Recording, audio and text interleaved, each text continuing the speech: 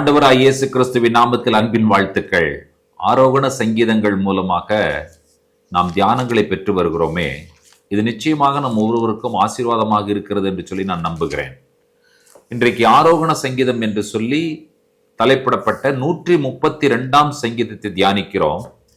இந்த சங்கீதத்தின் ஆசிரியர் கண்டிப்பாக தாவீதாகத்தான் இருக்க வேண்டும் என்று சொல்லி பலரும் சொல்லுகிறார்கள். இந்த சங்கீதத்தை தாவீது எழுதியிருப்பதற்கு காரணங்களை இந்த சங்கீதத்தினுடைய வசனங்களே நமக்கு புரிய வைக்கிறது. இந்த சங்கீதத்தினுடைய 2 வசனங்கள், அதாவது 132ஆம் சங்கீதத்தினுடைய 8, 9, 10 இந்த வசனங்களை நீங்கள் வாசிப்பீர்கள் என்று சொன்னால், இது 2 நாளாகமத்தினுடைய 6ஆம் அதிகாரம் 41லும் 42லும் இந்த சங்கீதத்தினுடைய இந்த வசனங்கள் மேற்கோள் காட்டப்பட்டிருப்பதை நீங்கள் கண்டுபிடிக்கலாம். முதலாவது 132ஆம் சங்கீதத்தினுடைய 8, 9, 10 3 வசனங்களை வாசிக்கும்படி அன்போடு கேட்கிறேன். கர்த்தாவே, உமது வல்லமை விளங்கும் பெட்டியுடன் நீர் உமது தாபர ஸ்தலத்திற்குள் எழுந்திருளும். உம்முடைய ஆசாரியர்கள் நீதியை தரித்து உம்முடைய பரிசுத்தவான்கள் கம்பீரிப்பார்களாக. நீர் அபிஷேகம் பண்ணித்தவனின் முகத்தை உமது தாசனாகிய தாவீது நிமித்தம் புறக்கணியாதிரும். இப்பொழுது நீங்கள் 2 நாளாகவும் 6ஆம் அதிகாரம் 41ம் 42ஐயும் வாசிக்க கேட்போம். தேவனாகிய கர்த்தாவே, உம்முடைய தாபர ஸ்தலத்திற்கு தேவரீர் உமது வல்லமை விளங்கும் பெட்டியுடன் எழுந்திருளும். தேவனாகிய கர்த்தாவே, உமது ஆசாரியர் இரட்சிப்பை தரித்து உம்முடைய பரிசுத்தவான்கள் நன்மையிலே மகிழ்வார்களாக. தேவனாகிய கர்த்தாவே, நீர் அபிஷேகம் பண்ணினவனின் முகத்தை புறக்கணியாமல் உம்முடைய தாசனாகிய தாவீதுக்கு வாக்குத்தத்தம் பண்ணின கிருபைகளை நிலைத்தருளும் என்றான். இந்த சங்கீதத்திலே எப்படிப்பட்ட காரியங்கள் சொல்லப்பட்டிருக்கிறது என்பதை பாருங்கள். கர்த்தர் நினைத்தருள வேண்டும். அவர் நினைத்தருளும் பொழுது என்ன கிடைக்க வேண்டும், அவைகள் தான் இங்கே சொல்லப்பட்டிருக்கிறது. தாவீது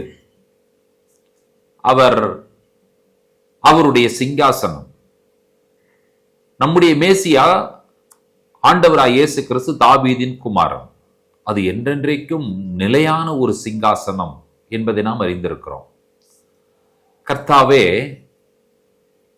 தாவீதையும் அவனுடைய சகல உபத்திரவத்தையும் நினைத்தருளும். இப்படி கூட நம்ம சொல்லலாம்.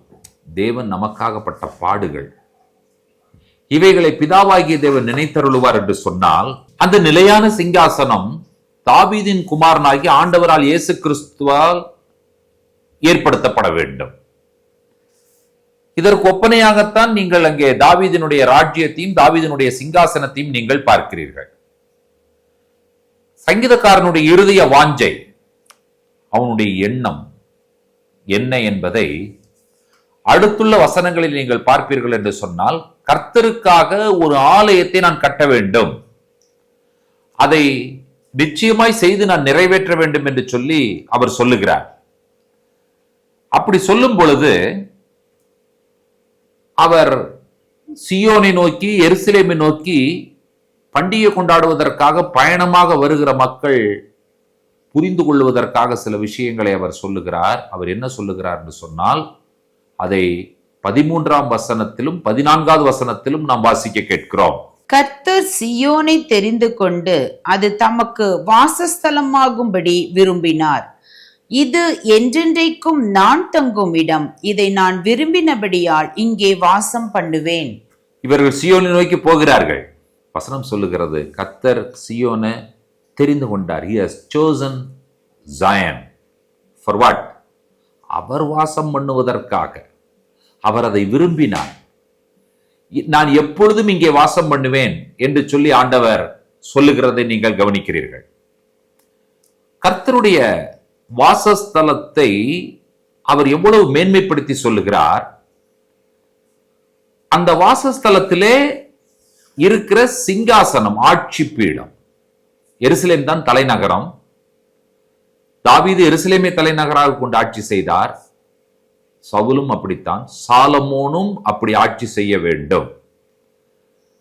உன் கற்பத்தின் கனியை உன் சிங்காசனத்தின் மேல் வைப்பேன் என்று ஆண்டவர் வாக்கு பண்ணினார்.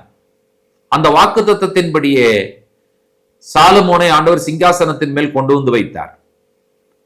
அந்த வாக்குத்தத்தம் நிறைவேறினது. உன்னுடைய மகனிடத்திலே உன்னுடைய சிங்காசனம் காணப்படும் என்று சொல்லி ஆண்டவர் சொன்ன வாக்குத்தத்தம் நிறைவேறினது. இவைகளெல்லாம் ஒட்டுமொத்தமாக நீங்கள் உள்ளடக்கி பார்ப்பீர்கள் என்று சொன்னால், இன்றைக்கு இந்த சங்கீதம் நம்முடைய வாழ்க்கையோடு பொருந்துகிறதா என்கிற கேள்விக்கு நாம் கண்டுபிடிக்க வேண்டிய பதில் இதில் காணப்படுகிறது. பொருந்துகிறது என்று சொல்லி நாம் சொல்ல வேண்டும். எப்படி பொருந்துகிறது? 3 நிலைகளில் நாம் இவைகளை புரிந்து கொள்ளலாம். கர்த்தர் நம்மை நினைத்தருளுகிறார். அவர் நம்மை நினைத்தருளுகிற காரியம் எப்படி நிறைவேறுகிறது என்று சொன்னால், நமக்கு கொடுத்த வாக்குத்தத்தத்தின் மூலமாக நிறைவேறுகிறது. நமக்கு அவர் கொடுக்கிற வாக்குத்தத்தம் நம்மளுடைய வாழ்க்கையில நிறைவேறுகிறபடியினாலே நம்மை விரோதிக்கிறவர்கள் விற்கப்பட்டு போகிறார்கள்.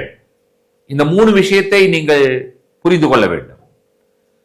நாம் பட்ட பாடுகள், போராட்டங்கள், பிரச்சனைகள், சோதனைகள், இவைகள் எல்லாம் நினைத்தருகிற ஒரு தேவன் இருக்கிறாரே, அவர் நம்மை நினைத்தருளும் பொழுது அவர் நமக்கு கொடுத்த வாக்குத்தத்தத்தை அவர் நிறைவேற்றுகிறார்.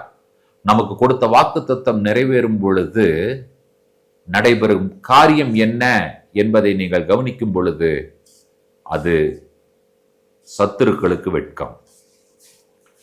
நமக்காக ஆண்டவர் என்ன செய்கிறார்? ஒரு கொம்பை முளைக்க பண்ணுகிறார். 17வது வசனத்தில், அங்கே தாவீதுக்காக ஒரு கொம்பை முளைக்க பண்ணுவேன், நான் அபிஷேகம் பண்ணுவித்தவனுக்காக ஒரு விளக்கை ஆயத்தம் பண்ணினேன். நம்மை ஆண்டவர் நினைத்தருளுகிறதனுடைய விளைவு நமக்கு ஒரு கொம்பை முளைக்க பண்ணுகிறார், நமக்கு ஒரு விளக்கை ஆயத்தம் பண்ணுகிறார்.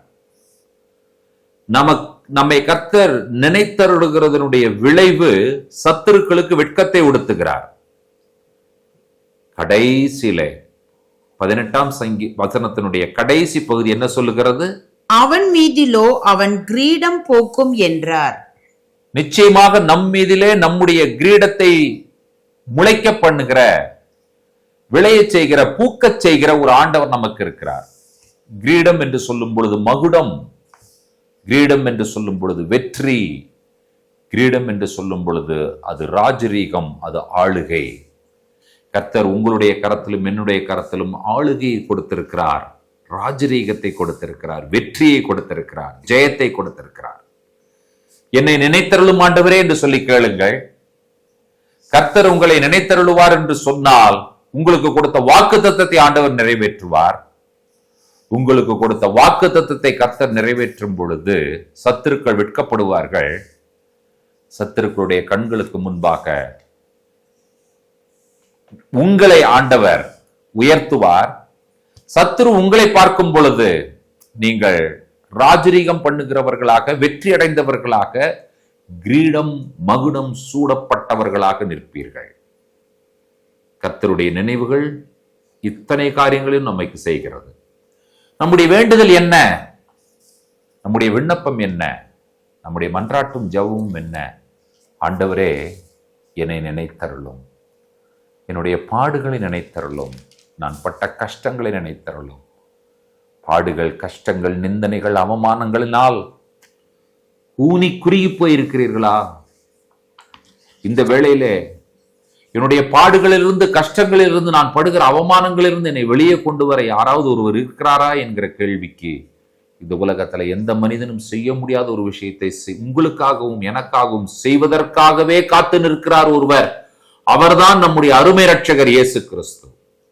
அவரிடத்திலே உங்களுடைய மன்றாட்டுகளையும் விண்ணப்பங்களையும் வேண்டுதல்களையும் வையுங்கள். அவர் நினைத்தருளுவார். அவர் வாக்குத்தத்தம் பண்ணினதை வாக்கு மாறாதவராக, உண்மையுள்ளவராக இருந்து நிறைவேற்றுவார். அப்பொழுது உங்களை நிந்தித்தவர்களும், உங்களை துக்கப்படுத்தினவர்களும், உங்களை அவமானப்படுத்தினவர்களும் வெட்கப்பட்டு போவார்கள். உங்கள் மீதிலோ கர்த்தருடைய கிரீடம் பூக்கும். நீங்கள் மகிழ்ச்சி அடைவீர்கள், சந்தோஷம் அடைவீர்கள் என்கிறதான அற்புதமான செய்தி இந்த கால வேளையிலே தேவனுடைய வார்த்தையை முன்னிட்டு தேவனுடைய ஊழியக்காரனாகிய நான் உங்களுக்கு சொல்லிக் கொள்ள விரும்புகிறேன். வாருங்கள், ஆண்டவரிடத்துல கேட்போம், என்னை நினைத்தருளும் ஆண்டவரே என்று சொல்லி. கிருபையுள்ள பிதாவே, இந்த ஆசீர்வதிக்கப்பட்ட காலை பொழுதிலே தாவீது அவனுடைய கஷ்டங்களையும் பாடுகளையும் ஆண்டவரே நினைத்தருளும் என்று சொல்லி வேண்டுகிறதைப் போல நாங்களும் வேண்டுகிறோம். சூழ்நிலைகள் எவ்வளவு பாதகமாக, கர்த்தாவே, எங்களுடைய சத்துருக்கள் நிமித்தமாய் நாங்கள் எவ்வளவு வேதனைப்படுகிறோம், கஷ்டப்படுகிறோம். இவைகளை நினைத்தருளும். நாங்கள் உம்மால் தெரிந்து கொள்ளப்பட்டவர்கள், நாங்கள் உம்மால் அபிஷேகம் பண்ணப்பட்டவர்கள். உம்மையன்றி வேறு கதி எங்களுக்கு இல்லை ஆண்டவரே. நீர் நினைத்தருளும் பொழுது எங்களுக்கு நீர் சொன்ன வாக்கு தத்தத்தை நிறைவேற்றுகிற தேவன், எங்கள் சத்துருக்களுக்கு வெட்கத்தை உடுத்துகிற தேவன், எங்களுடைய தலையிலே கிரீடம் என்கிறதான ராஜரீகத்தையும் ஆளுகையும் முடிசூட்டுகிற தேவன். அப்படிப்பட்ட தேவனுடைய கரத்தில் எங்களை ஒப்பு தரும் பொழுது எங்களுடைய கவலைகள் எல்லாம் மாறுகிறது என்கிற மேலான நம்பிக்கையை இந்த சங்கீதம் எங்களுக்கு கற்றுக் கொடுக்கிறது. இப்படிப்பட்ட நல்ல வார்த்தைகளுக்காய் நாங்கள் நன்றி சொல்லுகிறோம். எல்லாவற்றையும் உடைய திருப்பாதம் சமர்ப்பிக்கிறோம். துதி கனமை உமக்கே ஏறெடுக்கிறோம். இயேசு கிறிஸ்துவின் நாமத்தில் வேண்டிக் கொள்கிறோம் பிதாவே. ஆமேன், ஆமேன். நம்முடைய கர்த்தராகிய இயேசு கிறிஸ்துவின் கிருபையும் பிதாவாகிய தேவனுடைய அன்பும் பரிசுத்த தேவாவியானோருடைய அந்யோன்ய ஐக்கியமும் சிநேகமும் நம்மனோடும் கூட கர்த்தருடைய வருகை பெரியந்தம் நீடித்து நிலைத்திருப்பதாக. ஆமேன், ஆமேன். கர்த்தர் தாமே நம்ம ஒவ்வொருவரையும் நிறைவாய் ஆசீர்வதிப்பாராக. ஷலோம்.